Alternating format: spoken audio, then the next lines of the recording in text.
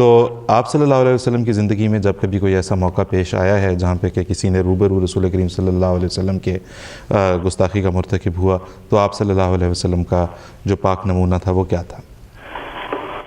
جی، اس سلسلے میں عرض ہے کہ جہاں تک حضور صلی اللہ علیہ وسلم کی محبت کا تعلق ہے، وہ ہمارے ایمان کا جزو اعظم ہے۔ حضرت مسیح موعود علیہ الصلوۃ والسلام بڑے واضح طور پر فرماتے ہیں کہ جان و دلم فدائے جمال محمد است، خاکم نثار کوچائے آل محمد است، کہ میری جان اور میرا دل حضرت اقدس محمد مصطفیٰ صلی اللہ علیہ وسلم پر قربان ہے، اور میں حضور صلی اللہ علیہ وسلم کے کوچے کی خاک پر بھی قربان ہوں۔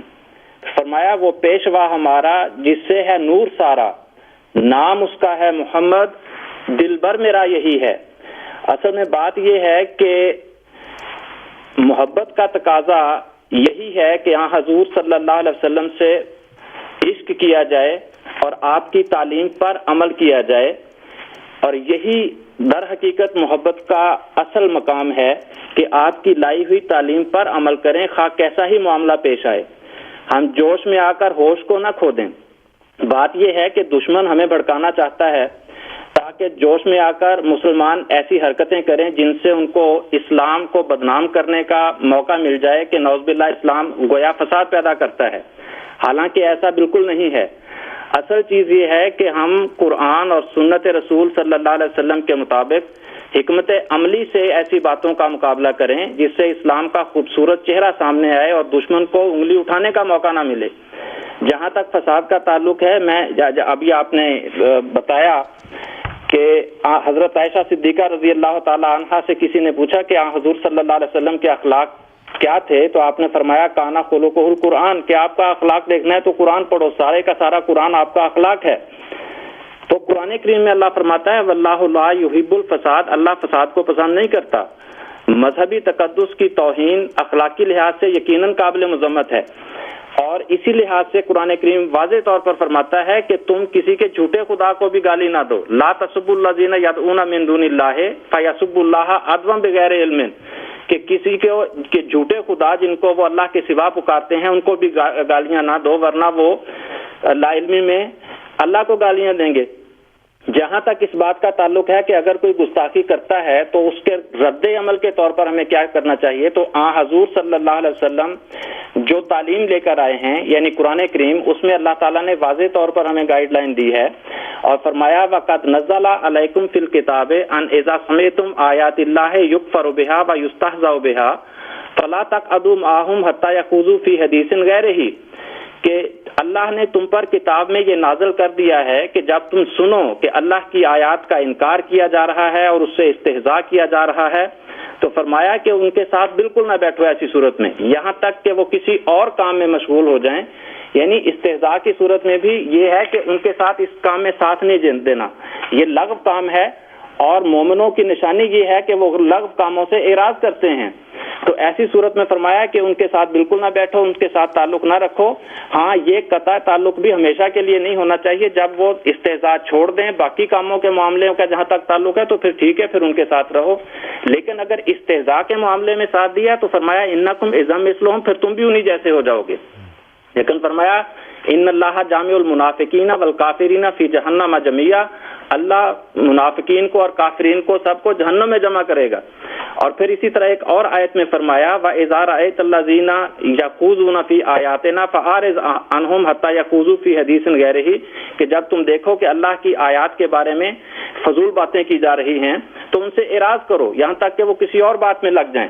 تو حضور صلی اللہ علیہ وسلم کی اپنی جو ذاتی زندگی ہے اس کے بارے میں بھی جب ہم دیکھتے ہیں تو اس میں بہت ساری چیزیں ایسی نظر آتی ہیں کہ حضور صلی اللہ علیہ وسلم کا اسوہ اسی کے مطابق تھا۔ کبھی ذاتی طور پر جو کوئی حضور صلی اللہ علیہ وسلم کے خلاف توہین کرتا بھی تھا یا ایسی کوئی حرکت کرتا تھا تو حضور صلی اللہ علیہ وسلم کا عمل یہ تھا کہ آپ اس کو معاف کر دیا کرتے تھے۔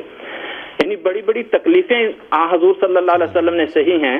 طائف کا واقعہ آپ کے سامنے ہے، جب گنڈوں نے، طائف کے اوباش لڑکوں نے آپ کو پتھر مار مار کر لہو لہان کر دیا تھا، اور اس وقت خدا تعالیٰ نے فرشتہ بھیجا تھا کہ اللہ کا یعنی آسمان کا خدا آج اتنا غضبناک ہے کہ اے رسول اگر تو اجازت دے تو اس بستی کو دو پہاڑوں کے درمیان پیس کے رکھ دوں۔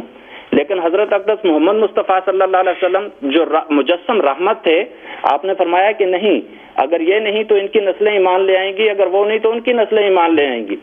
تو یہ آپ کا رد عمل تھا. اور ابھی جیسا کہ میں نے ایک سورۃ منافقون کی آیت آپ کے سامنے پیش کی تھی، جو عبداللہ بن ابی بن سلول نے یہ الفاظ کہے تھے، تو اس کے بیٹے نے جو مسلمان ہو چکا تھا اس وقت حضور صلی اللہ علیہ وسلم سے عرض کی کہ یا رسول اللہ مجھے اجازت دیں، میں اپنے باپ کو قتل کرتا ہوں. کیونکہ یہ تھا کہ اگر کوئی دوسرا کرے گا تو ہو سکتا ہے قبائلی دشمنی کھڑی ہو جائے، لیکن اگر میں خود قتل کروں گا تو یہ خطرہ بھی نہیں رہے گا. لیکن حضور صلی اللہ علیہ وسلم نے نہ صرف یہ کہ اس کو قتل کرنے کی اجازت نہیں دی، بلکہ اس کے ساتھ مسلسل شفقت کا سلوک فرمایا، اور جب وہ فوت ہوا تو اس وقت اپنا کرتا عطا فرمایا اس کے کفن کے لیے، اور آپ اس کا جنازہ پڑھانے کے لیے جانے لگے تو حضرت عمر رضی اللہ تعالی عنہ نے آپ کو روکنے کی کوشش کی کہ یا رسول اللہ یہ منافق تھا، اور اللہ نے منع کیا ہے کہ اگر تم منافقوں کے لیے 70 مرتبہ بھی استغفار کرو گے تو پھر بھی میں انہیں نہیں بخشوں گا. تو آپ نے مسکراتے ہوئے فرمایا کہ میں 70 سے زیادہ مرتبہ استغفار کر دوں گا. اس کے یعنی حضرت عمر رضی اللہ تعالیٰ عنہ کو روکنے کے باوجود حضور صلی اللہ علیہ وسلم نے ان کی نماز جنازہ پڑھائی، حالانکہ اللہ اس کی یعنی عبداللہ بن ابی کی منافقت پر گواہی دے چکا تھا. اسی طرح جیسا کہ میں نے ابھی عرض کیا کہ یہودی زمانی الفاظ استعمال کیا کرتے تھے، ایک تو قرآن کریم میں ذکر ہوا، لیکن اس کے علاوہ بھی حدیث میں ایسے الفاظ بعض آتے ہیں کہ جیسے ہم السلام علیکم کہتے ہیں جس کا مطلب ہے تم پر سلامتی ہو. تو ایک مرتبہ یہودی حضور صلی اللہ علیہ وسلم کے پاس آئے اور السلام علیکم کی بجائے السلام علیکم کہا، جس کا مطلب ہے کہ تم پر ہلاکت ہو. تو جب یہ الفاظ سنے تو حضرت عائشہ صدیقہ رضی اللہ تعالی عنہا نے سخت جواب دیا. تو حضرت عائشہ نے بھی فرمایا کہ تم پر لعنت ہو. تو حضور صلی اللہ علیہ وسلم نے فرمایا مالا کہ عائشہ کہ یہ عائشہ کیا ہو گیا تجھے، کس طرح بات کر رہی ہو؟ تو حضرت عائشہ نے عرض کی کہ یا رسول اللہ آپ نے سنا نہیں کہ انہوں نے کیا کہا ہے؟ تو حضور صلی اللہ علیہ وسلم نے فرمایا کہ میں نے بھی تو وہی کچھ کہا ہے. یعنی جب انہوں نے السلام علیکم کہا تو حضور صلی اللہ علیہ وسلم نے بھی فرمایا وا علیکم کہ تم پر بھی ہو. تو گویا اس قسم کے الفاظ وہ استعمال کرتے تھے، لیکن آپ ان کا جواب ہمیشہ پیار اور محبت سے ہی دیا کرتے تھے اور درگزر فرمایا کرتے تھے، کبھی سختی سے جواب نہیں دیا کرتے تھے. پھر متعدد دفعہ ایسا ہوا کہ کسی شخص نے آپ کی گردن میں کپڑا ڈال کر کھینچا، اور اسی دفعہ یعنی ایک دفعہ ایسا ہی ہوا تو حضرت عمر رضی اللہ تعالیٰ عنہ سخت طیش میں آئے اور حضور صلی اللہ علیہ وسلم سے عرض کی یا رسول اللہ مجھے اجازت دیں میں اس کی گردن ماروں. تو حضور نے اجازت نہیں دی، فرمایا نہیں. تو بہت سارے معاملات ایسے ہیں، حضور صلی اللہ علیہ وسلم پر پتھر برسائے گئے، نماز پڑھتے تھے آپ کے سر پر اوجھڑی رکھ دی جاتی تھی، آپ کے سر پر کوڑا پھینکا جاتا تھا، آپ کو گالیاں دی جاتی تھیں، لیکن کبھی آپ نے ذاتی توہین کا بدلہ نہیں لیا، بلکہ ہمیشہ پیار اور محبت کا سلوک کیا. اور سب سے بڑھ کر تو دیکھیں مکہ میں حضور صلی اللہ علیہ وسلم کے ساتھ کیا سلوک ہوتا تھا. اور پھر مدینہ میں آنے کے بعد جیسا کہ ابھی شامی صاحب فرما رہے تھے کہ جی 2 حصے تھے آپ کی زندگی کے، جب آپ ریاست نہیں تھی، جب ریاست آ گئی، اور جب ریاست آ گئی تو آپ نے پھر دوسرا طریقہ اختیار کیا، یعنی یہ سزا دینی شروع کی. یہ بات بھی بالکل غلط ہے. اب ریاست آنے کے بعد جب مکہ فتح ہوا ہے، کیا اس وقت ریاست نہیں آ گئی تھی؟ اور جب مکہ فتح ہوا اس وقت مکہ کے لوگ حضور صلی اللہ علیہ وسلم کے سامنے صفیں باندھے کھڑے ہوئے تھے، کیا وہ اس بات کے مستحق نہیں تھے؟ کیا وہ رسول پاک صلی اللہ علیہ وسلم کی توہین نہیں کرتے تھے؟ کیا وہ آپ کے صحابہ کو تکلیفیں نہیں دیا کرتے تھے؟ ان کی توہین نہیں کیا کرتے تھے؟ ان کے ساتھ استہزاء نہیں کیا کرتے تھے؟ لیکن اور وہ اس بات کے مستحق تھے کہ واقعتاً ان کو قتل کیا جاتا. لیکن حضور صلی اللہ علیہ وسلم نے انہی سے پوچھا کہ بتاؤ آج تمہارے ساتھ کیا سلوک کیا جائے. انہوں نے جواب دیا کہ آپ نرم ہیں، حضرت یوسف علیہ السلام کے سے بھائیوں کا سا ہم توقع رکھتے ہیں کہ آپ وہ سلوک ہم سے کریں گے.